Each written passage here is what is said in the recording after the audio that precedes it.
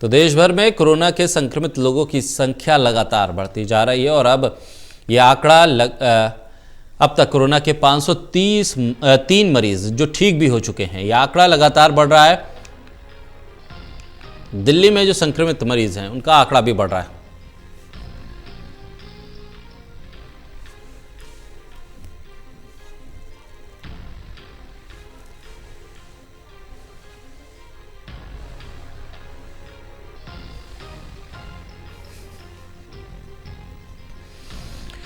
तो लगातार ये आंकड़े भी बढ़ रहे हैं और न सिर्फ भारत में बल्कि विश्व में इस महामारी से एक खतरा बना हुआ है। हमारे वरिष्ठ सहयोगी प्रदीप कुमार हमारे साथ जुड़ रहे हैं। प्रदीप, सबसे पहले जो भारत में स्थिति है कोरोना को लेकर, दुनिया के मुकाबले हालांकि सुस्त रफ्तार है आंकड़ों की वृद्धि में, लेकिन फिर भी ये आंकड़े जो बढ़ रहे हैं, चिंता लगातार बढ़ती जा रही है।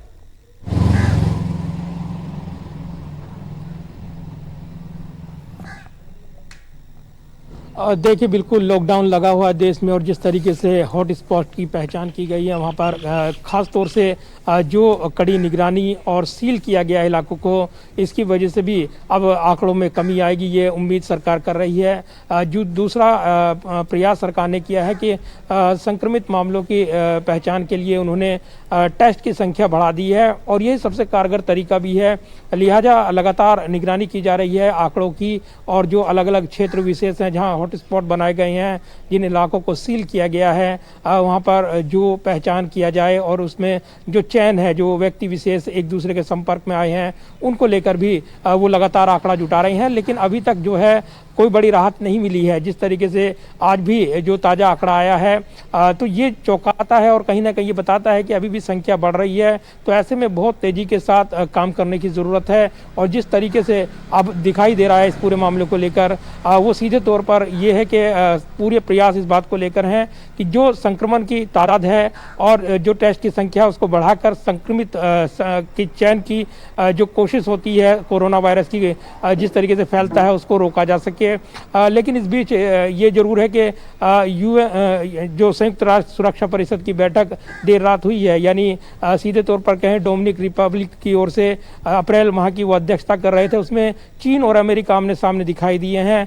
चीन ने जहां WHO की तारीफ की है और इसके अलावा उन्होंने संयुक्त राष्ट्र की तारीफ की है कोरोना की रोकथाम को लेकर, वहीं अमेरिका ये आरोप लगाता रहा है कि सही जानकारी चीन ही दी थी, WHO ने उस वक्त सही जानकारी नहीं दी थी, जिसकी वजह से ये महामारी के रूप में पूरी दुनिया में कोरोना वायरस दिखाई दिया है। तो ये ज़रूर है कि आरोप प्रत्यारोप भी लग रहे हैं, लेकिन संयुक्त राष्ट्र ने अपील की है कि आपसी मतभेद भुलाकर सब पूरी दुनिया को एकजुट रहना होगा और इस बीमारी से लड़ना होगा। तो ये ज़रूर है कि ऐसे वक्त जब महामारी फैली हुई है, अमेरिका में लगातार इसका कहर देखने को मिल रहा है, लगातार अलग अलग देश प्रभावित हैं, भारत की अपनी चिंताएं हैं, लिहाजा यहाँ पर जो संक्रमित मामले हैं वो अभी भी उनकी संख्या बढ़ रही है और ऐसे में उनकी रोकथाम करना सरकार की, प्रशासन की पहली प्राथमिकता है।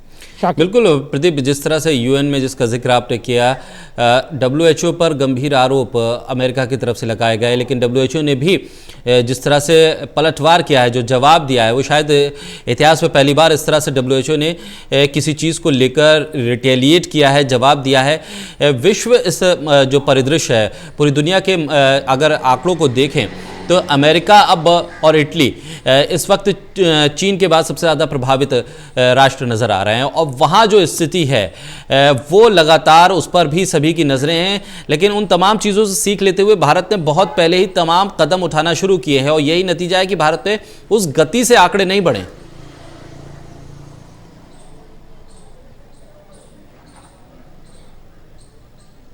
देखिए, बिल्कुल, और यही संतोष की बात है भारत के लिए, जिस तरीके से यहाँ पर कड़े कदम उठाए गए और जिस तरीके से शुरुआत की गई, निश्चित तौर पर वो एक बड़ी अच्छी पहल रही, ये जानकार एक्सपर्ट्स मानते हैं और इसलिए उन्होंने ये सुझाव दिया कि अभी लॉकडाउन को ना खोला जाए। राज्य सरकारों ने भी केंद्र सरकार से आग्रह किया। प्रधानमंत्री नरेंद्र मोदी 11 अप्रैल को जो आने वाला दिन है उसको बातचीत करने वाले हैं। सभी जो राज्यों के मुख्यमंत्री हैं उनसे वो वीडियो कॉन्फ्रेंसिंग के साथ संवाद करें करेंगे और उसके बाद ये रणनीति सरकार बना सकती है कि लॉकडाउन की अवधि को कैसे वो आगे बढ़ाएगी, चरणबद्ध तरीके से किन इलाकों से वो छूट देगी। ये तमाम चीज़ें हैं जो इसके पहलू में आएंगी। तो ये ज़रूर है कि सरकार की जो कोशिशें थी वो इस पूरे मामले पर लॉकडाउन के अलावा कोई विकल्प नहीं था।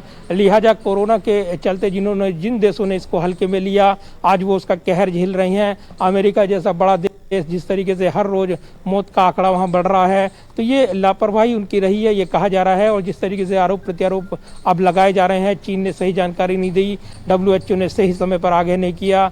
WHO ने भी अमेरिका को फटकार लगाई कि वो पहले इस बीमारी से लड़े और मिलकर लड़े। तो ये जरूर है कि एक अंदरूनी राजनीति हो सकती है। अमेरिका में राष्ट्रपति ट्रंप को चुनाव लड़ना है और उससे पहले जिस तरीके से वहाँ के हालात है वो उनकी मुश्किलें बढ़ाते दिख रहे हैं। इससे पहले उन्होंने भारत को लेकर तल्ख टिप्पणी की थी, हालांकि बाद में उनके सुर बदल गए, भारत की भरपूर तारीफ करते हुए नजर आए। तो ये ज़रूर है कि ऐसे वक्त जब कोरोना के खिलाफ विश्वव्यापी लड़ाई है, तमाम देश इससे लड़ते हुए जूझते हुए दिख रहे हैं, तो ये भी है कि कुछ देश संयम खोते दिख रहे हैं, क्योंकि कहीं ना कहीं जो महामारी की मार है वो झेलनी पड़ रही है अमेरिका जैसे बड़े ताकतवर देश को, और वो उसके आगे बेबस नजर आता है। तो ये बौखलाहट भी आप कह सकते हैं कि कई बयानों से दिखी है राष्ट्रपति डोनाल्ड ट्रंप के, जो तल्खियां बढ़ाती दिखी हैं। लेकिन अब ऐसे वक्त कोरोना के खिलाफ लड़ाई जारी है जब तमाम हालात में एकजुटता की ज़रूरत है, और इस हालात में जागरूक और सतर्कता ही कोरोना के खिलाफ बचाव का सबसे कारगर हथियार है।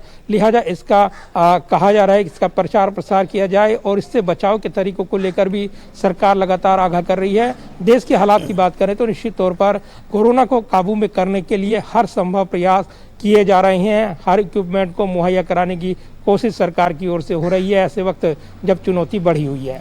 प्रदीप, इन तमाम चीज़ों के बीच में एक सवाल ये भी लगातार उठ रहा है कि भारत में टेस्टिंग उतनी ज़्यादा नहीं हो रही है, और कई लोगों का तर्क ये है कि अगर टेस्टिंग होगी तो शायद ये आंकड़ा और ज़्यादा बढ़ेगा। इसलिए लगातार दबाव सरकार पे भी विपक्ष की तरफ से लगातार ये कहा जा रहा है, सोनिया गांधी, राहुल गांधी की तरफ से भी ये कहा गया कि आप टेस्टिंग को बढ़ाइए, और टेस्टिंग अगर ज़्यादा होगी तभी हम बहुत ज़्यादा लोगों को आइडेंटिफाई कर पाएंगे। अब क्या वो पहल होती हुई दिख रही है कि टेस्टिंग को बढ़ाया जाए, दायरा बढ़ाया जाए, ताकि हर स्तर तक, गली मोहल्लों तक वो टेस्टिंग हो सके और आइडेंटिफाई हो सके लोग?